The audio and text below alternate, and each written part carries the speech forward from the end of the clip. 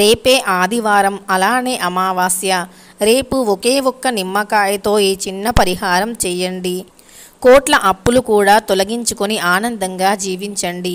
నిమ్మకాయ అనేది చాలా శక్తివంతమైనటువంటిది. అలానే రేపు వచ్చే అమావాస్య చాలా పవర్ఫుల్. ఈ అమావాస్య అనేది చాలా అరుదుగా వస్తుంది. సాధారణంగా అమావాస్య అనేది ఆదివారంతో కలిసి వస్తే ఆ అమావాస్యకి అత్యంత శక్తులు ఉంటాయని, సాధారణంగా అమావాస్యలకు ఉండే శక్తి కన్నా 100 రెట్ల ఎక్కువ శక్తి ఉంటుంది అని పండితులు వివరిస్తున్నారు. అలాంటి అద్భుతమైనటువంటి అమావాస్య రేపు వచ్చే ఆదివారంతో కలిసి వచ్చే అమావాస్యని భాను అమావాస్య అని కానీ, మాఘ అమావాస్య అని కానీ పిలుస్తూ ఉంటారు. ఈ అమావాస్య రోజున ఏ పరిహారం చేసినా ఖచ్చితంగా దృష్టి దోషాలు తొలగిపోవటమే కాదు, లక్ష్మీదేవి యొక్క అనుగ్రహం కూడా లభిస్తుంది. నిమ్మకాయ అనేది అత్యంత శక్తివంతమైనటువంటిది. నిమ్మకాయ అనేది మన యొక్క దరిద్రాన్ని ఇట్టే తొలగిస్తుంది. నిమ్మకాయ అనేది చాలా శక్తివంతమైనటువంటిదే కాదు, ఆయుర్వేదంగాను ఎంతగానో ఉపయోగపడుతుంది. నిమ్మకాయలో విటమిన్ సి అనేది అధికంగా ఉంటుంది. నిమ్మకాయ ఆరోగ్య సమస్యలను తొలగిస్తుంది. నిమ్మకాయలో ఉండే విటమిన్స్ అనేవి మన శరీరానికి చాలా ఎక్కువగా ఉపయోగపడతాయి. ఈ విధంగా ఆరోగ్యపరంగానే కాదు, ఈ నిమ్మకాయ అనేది ఆధ్యాత్మిక పరంగా కూడా ఎంతగానో ఉపయోగపడుతుంది. నిమ్మకాయతో కేవలం దృష్టిని తీసి ఆ నిమ్మకాయను దూరంగా విసిరివేసినా సరే ఎంతో మన దరిద్రం మొత్తం కూడా నిమ్మకాయతో వెళ్ళిపోతుంది. అలాంటి శక్తివంతమైన నిమ్మకాయతో రేపు ఆదివారంతో కలిసి వచ్చిన ఈ భాను అమావాస్య రోజున ఏ పరిహారం చేయాలో ఇప్పుడు తెలుసుకుందాం. ఈ పరిహారం కోసమని బాగా పండిన ఒక నిమ్మకాయను తీసుకోవాలి. మీ ఇంట్లో గనక చెడు ఎక్కువగా ఉంది అన్నా, లేదా ఇంటికి దరిద్రం పట్టింది అన్నా, దరిద్ర బాధలు కష్టాలన్నీ తొలగిపోవాలి అన్న 2 నిమ్మకాయలు తీసుకోండి. 2 నిమ్మకాయలు బాగా పండినవి తీసుకోండి. నిమ్మకాయలకి మచ్చలు, మరకలు వంటివి లేకుండా చూసుకోండి. అలా బాగా పండిన 2 నిమ్మకాయలను తీసుకొని ఆ నిమ్మకాయలకి ఒక నిమ్మకాయను తీసుకొని తడి కుంకుమను అద్దండి. అంటే నిమ్మకాయ మొత్తం కనిపించకుండా తడి కుంకుమను అద్దండి. ఇంకొక నిమ్మకాయను తీసుకొని పసుపుని అద్దండి.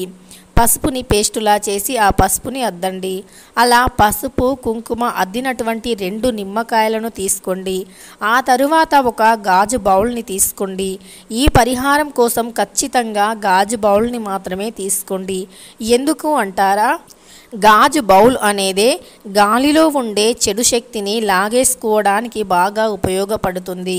ఈ గాజు బౌల్ వల్ల సమస్త పాపాలు తొలగిపోతాయి. ఈ గాజు బౌల్లో మనం ఉప్పుని పోయటం వల్ల మనకు వెంటనే చెడు శక్తి అనేది ఆకర్షితం అయిపోతుంది. ఇంట్లో ఏ మూలన ఏ చెడు శక్తి ఉన్నా తొందరగా ఉప్పు లాగేసుకుంటుంది. గాజు బౌల్కి కూడా నెగిటివ్ ఎనర్జీని లాగే శక్తి ఉంటుంది. ఇక ఆ విధంగా గాజు బౌల్లో 2 నిమ్మకాయలను, మనం ముందుగా పసుపు కుంకుమ రాసిన నిమ్మకాయలు ఉన్నాయి కదా, వాటిని గాజు బౌల్లో పెట్టాం కదా, ఆ బౌల్ని మీ 2 చేతుల్లో పట్టుకోండి. అలా పట్టుకొని మీ ఇల్లంతా కూడా తిరగండి. మీ ఇంట్లో ఎన్ని గదులు ఉన్నాయో అన్ని గదుల్లో కూడా తిరగండి. అలా తిరిగాక ఆ గాజు బౌల్ని పట్టుకొని మీ ఇంట్లో ఉండే సమస్యలు అన్నీ చెప్పుకొని ఆ గాజు బౌల్ని మీ బీరువా కింద కానీ, సోఫా కింద కానీ, లేదా మీ యొక్క డోర్ పక్కకి కానీ పెట్టండి. అందరూ ఆ గాజు బౌల్ని చూసే విధంగా కాకుండా, ఎవరూ చూడకుండా రహస్యమైన ప్రదేశంలో పెట్టండి. ఈ పరిహారాన్ని రహస్యంగా చేయండి. ఎందుకంటే ఈ పరిహారం చాలా శక్తివంతమైనటువంటిది. ఇతరుల దృష్టి ఈ పరిహారంపై పడితే పరిహారం అనేది అంతగా ఫలించకపోవచ్చు, అనుకున్న ఫలితాలను ఇవ్వకపోవచ్చు. అందుకే మనం ఈ పరిహారాన్ని కాస్త రహస్యంగా చేస్తేనే మంచి ఫలితాలు కలుగుతాయి. ఎప్పుడైనా మనం పరిహారాలు మన మంచి కోరి చేసేటప్పుడు, ధనం కోసం చేసేటప్పుడు ఇతరులకి చెప్పకుండా చేయటమే ఉత్తమమైనటువంటి లక్షణం.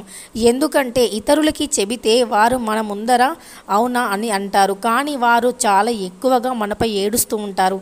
అమ్మో వీళ్ళు ఎక్కడ బాగుపడిపోతారు, వీళ్ళు మనకంటే ఎక్కువగా ఎక్కడ సంపాదించిపోతారో అని ఏడుపు అనేది వారు మనపై ఏడుస్తూ ఉంటారు.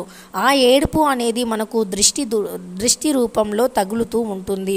అలాంటి చెడు దృష్టి అనేది తొలగించుకోవడానికి చేసే పరిహారం కాబట్టి ఇతరులకి ఈ పరిహారం గురించి చెప్పకూడదు. ఇతరులు ఈ పరిహారం చేసే సమయంలో అంటే ఈ పరిహారం మనం చేసే సమయంలో ఇతరులు చూడకూడదు, వారికి మనం చెప్పకూడదు.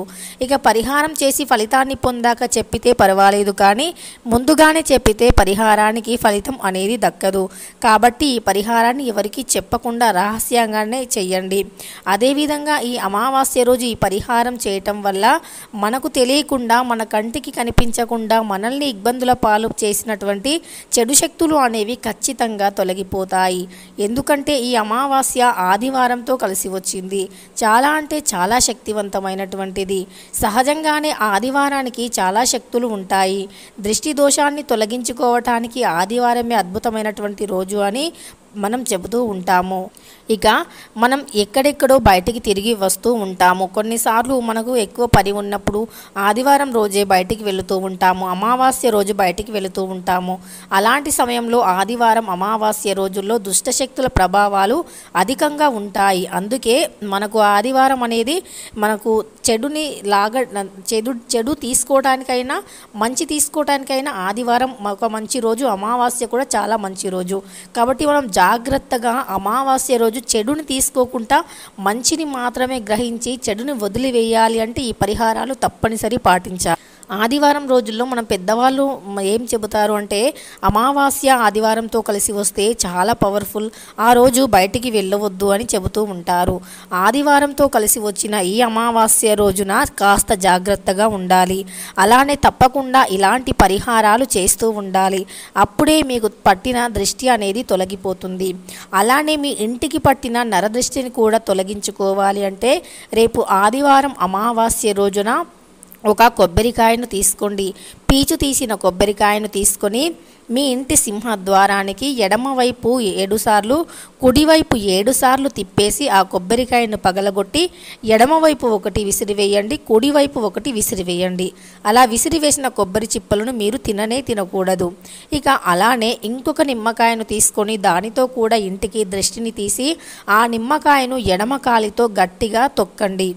అలా తొక్కినప్పుడు నిమ్మకాయ పగిలి అందులో నుండి రసం అనేది బయటికి రావాలి.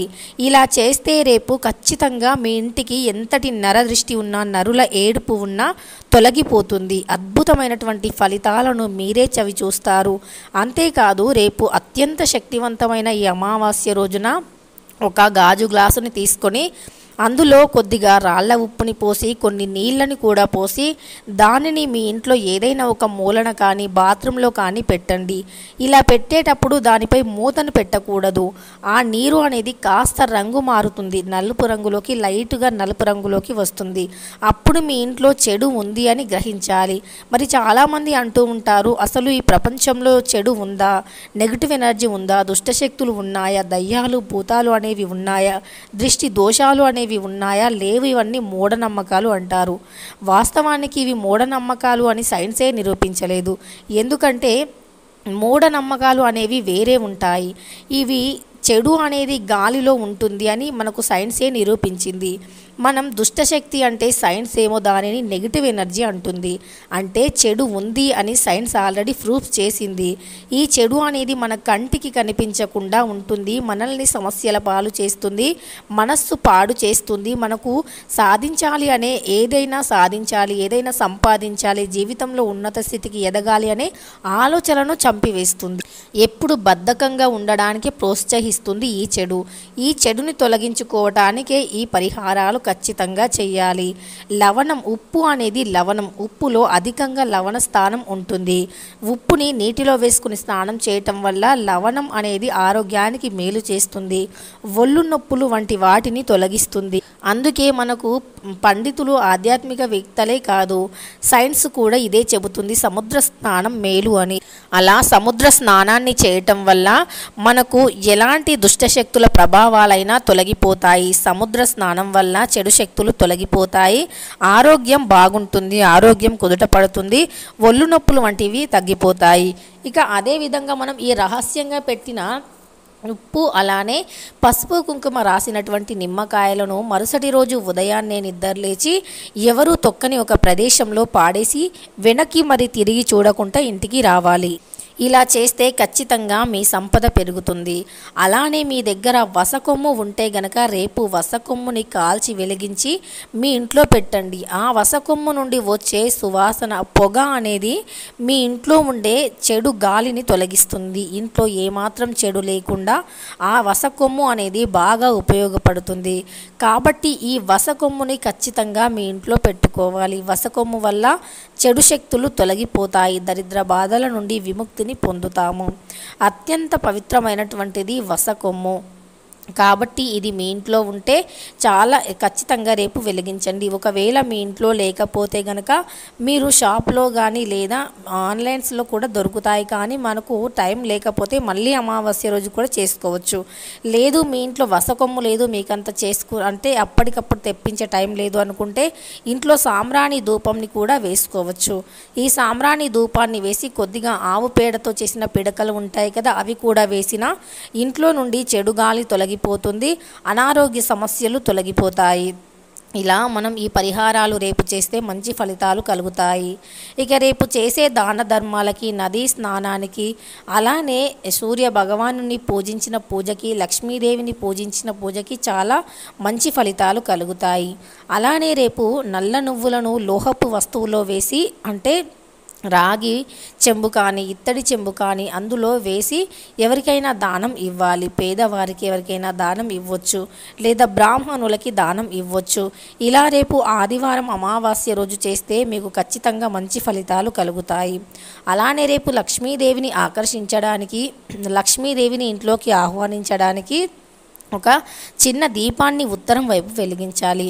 ఆ దీపం ఎలా వెలిగించాలి అంటే, ముందుగా మీరు ఒక మట్టి పాత్రను తీసుకొని ఆ మట్టి పాత్రలో ఉప్పుని పోసి ఆ ఉప్పులో పచ్చ కర్పూరాన్ని వేసి, ఎర్రని పుష్పాన్ని వేసి, ఒక రూపాయి కాయిన్ను వేసి, ఆ తర్వాత 2 చిన్న చిన్న ప్రమిదలు తీసుకొని అందులో ఆవు నెయ్యి కానీ, విప్ప నూనె కానీ, నువ్వుల నూనె కానీ, కొబ్బరి నూనె కానీ పొయ్యండి. ఇవేవి మీకు అందుబాటులో లేని పక్షంలో ఇంట్లో నిత్య దీపారాధనకు వాడే నూనెనే వాడి దీపాన్ని వెలిగించండి. ఇలా చేసినా సరే లక్ష్మీదేవి ఇంట్లోకి ఆకర్షితురాలు అవుతుంది. ఉత్తర దిక్కునే, ఎందుకంటే ఉత్తర దిక్కు అనేది లక్ష్మీ స్థానం. ఉత్తర దిక్కున ఈ దీపాన్ని వెలిగించడం వల్ల లక్ష్మీదేవి ఇంట్లోకి ఆకర్షితురాలు అవుతుంది. ఈ విధంగా రేపు అమావాస్య రోజు చేస్తే ఖచ్చితంగా మంచి ఫలితాలు పొందుతారు. భరించలేని కష్టాలు, అప్పుల బాధలు, ఆర్థిక సమస్యల నుండి బయటపడతారు. తెలుసుకున్నారు కదా, రేపు ఆదివారం అమావాస్య రోజున నిమ్మకాయ ఉప్పుతో ఏ పరిహారాలు చేయాలి, ఇంకా దృష్టి దోషాలను తొలగించుకోవడానికి ఏ పరిహారాలు చేయాలి అని. వీడియో నచ్చితే లైక్ చేయడం మర్చిపోకండి.